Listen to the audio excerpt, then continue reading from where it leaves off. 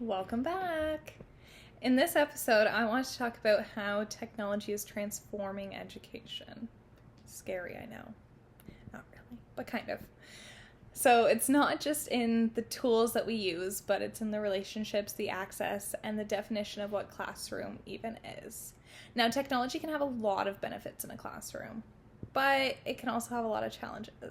So we're just going to dive into it.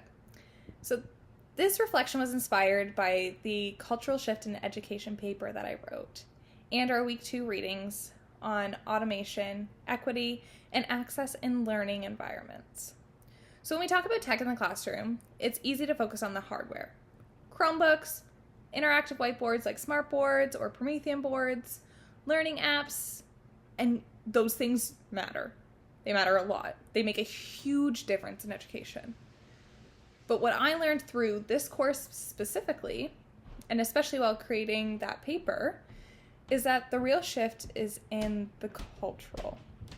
It's in how students connect, how educators build community, and how learning happens across time and across space. So for example, tools like Canva, Scratch, and collaborative platforms like Padlet or Google Classrooms, they aren't just convenient, they're creativity boosters.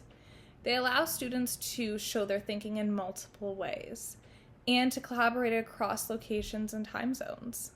They're amazing, phenomenal, and somewhere that I know I'm not that old, but as a student, I never thought that we would be. One of the most powerful takeaways from this assignment was seeing how digital tools have expanded accessibility. This is like my passion. I work with students with accessible needs, and just seeing how digital technology has just exploded and allowed these students to access a whole new world is amazing. So in my paper, I focused on how assistive technology supports students with physical disabilities, learning differences, or students who struggle in a traditional classroom setting. Screen readers, speech to text, closed captioning, personalized pacing. These tools level the playing field, and that's a huge, huge, huge win. But here's the catch. Not all students have equal access to these tools.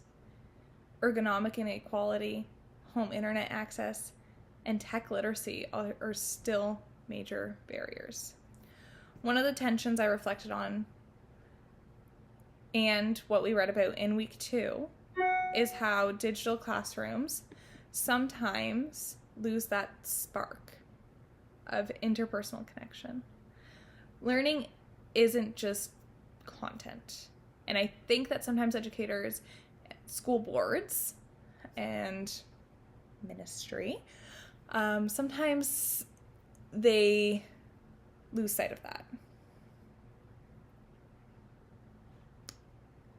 So when the cameras are off, chat boxes are quiet, excuse me, which is something as an online learner I know tons about, or sometimes students are multitasking during asynchronous lessons, which I'm sure as a prof you know a lot about too if you're watching this, but that's when things get lost.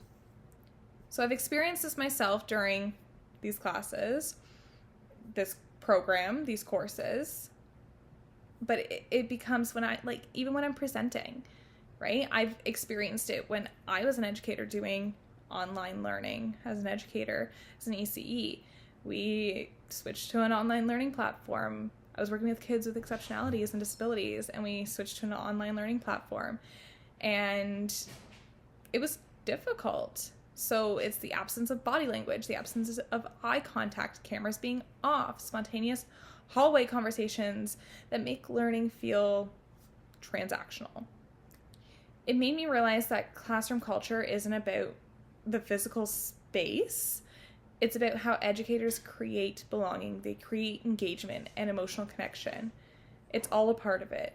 And it's how tech can either support that or disrupt that.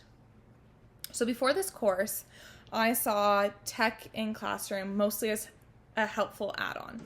Now I see it as a culture-shaping force, one that requires intentional planning. And that's the big key, is intentional planning. Teachers aren't just content deliverers, despite what some people might think. But they aren't. They're experienced designers. That means making decisions, not just about what tools we use, but how we use them and why we use them. So the biggest mindset shift for me was this. Classroom isn't defined by walls. It's not just 4 walls, but it's defined by relationships and purpose. Technology is just a new kind of chalkboard, but it's how we use it that makes the difference.